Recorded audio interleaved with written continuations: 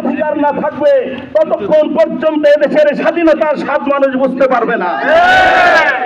সম্মানিত ভাইয়েরা, এই ভূখণ্ড সর্ববর্ষময় ভূখণ্ড, এদেশের চারিদিকে তিন দিকে ঘিরে আছে। এই ইসলামের আমরা তাদেরকে দুশ্মন করি মনে করি না, চরম দুশ্মন হিসাবে তারা আমাদেরকে মনে করে। সম্মানিত ভাইয়েরা, আমাদের উপরে যারা চোখ রাঙ্গায়, আমাদেরকে যারা এদেশে বলে যে আমরা দেখা যায় প্রভুদের উপরে আমরা আক্রমণ করেছি, নানা রকম ধর্ম বিভেদ সৃষ্টি করেছি, বাংলাদেশ জামাত ইসলামী দীর্ঘদিন থেকে এদেশের হিন্দু বৌদ্ধ খ্রিস্টানদেরকে নিয়ে ভ্রাতৃত্বের বন্ধনে তারা আবদ্ধ করে দিন কাটিয়েছে।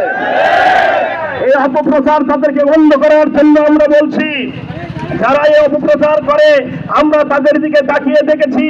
দেশ স্বাধীনতা হওয়ার পর ৫৩ বৎসরে ওই ভারতে ১৪,৯০৫টি মুসলিম বিরোধী সাম্প্রদায়িক দাঙ্গা সংগঠিত হয়েছে।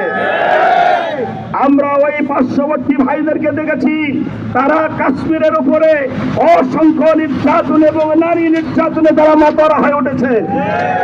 আমরা দেখেছি 1971 সালে 72 সালে এই দেশের যুদ্ধ বিধ্বস্ত দরিদ্র বাংলাদেশ থেকে তারা ১ নয় ২ নয় ৫০,০০০ কোটি টাকার সম্পদ তারা লুটে নিয়েছে।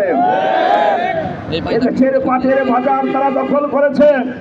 এদেশের বাবরি মসজিদ ১৪৫০ সালের সে ঐতিহ্যপূর্ণ মুসলমানদের প্রাণের স্পন্দন বাবরি মসজিদ ভেঙ্গে তার উপরে তারা তার বুকের উপরে রাম মন্দির নির্মাণ করেছে। এটা কি ভ্রাতৃত্বের লক্ষণ?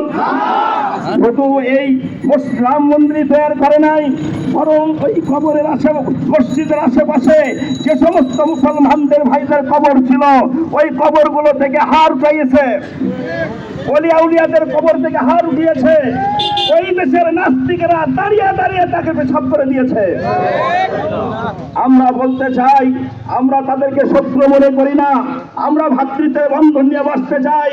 কিন্তু বাংলাদেশ জামাত ইসলামী প্রমাণ করেছে এদেশের কাউরু চোখ রাঙ্গানিকে বাংলাদেশ জামাত ইসলামী আর ভয় করে না। তারা মনে করেছিলেন শীর্ষস্থানীয় নেতাদেরকে ফাঁসি দিয়ে এদেশের ইসলামী আন্দোলনকে স্তব্ধ করে দেবে। জাতি আল্লাহ পাক দেখিয়েছেন কোন নেতাদেরকে ফাঁসি দিয়ে ইসলামী আন্দোলন বন্ধ হয় না। আমরা বলতে চাই, কোন বাংলাদেশ জামাত ইসলামের একটি নেতা কর্মীর রক্ত যদি কোনো জমিনে পড়ে, হাজার হাজার নেতা কর্মী সেখান থেকে জন্ম নেয়। কাজেই বলতে চাই, কাউকে মেরে দেশের রাজনীতি স্তব্ধ করা যাবে না।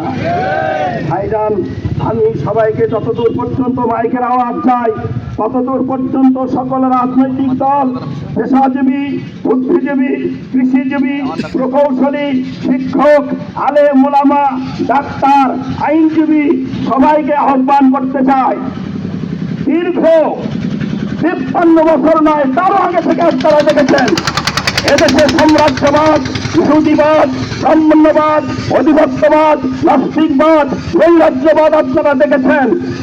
এই জনগণকে, আসামের জনগণকে শোষণ, বৈষম্য, দুর্নীতি ছাড়া আর কিছু দিতে পারে নাই।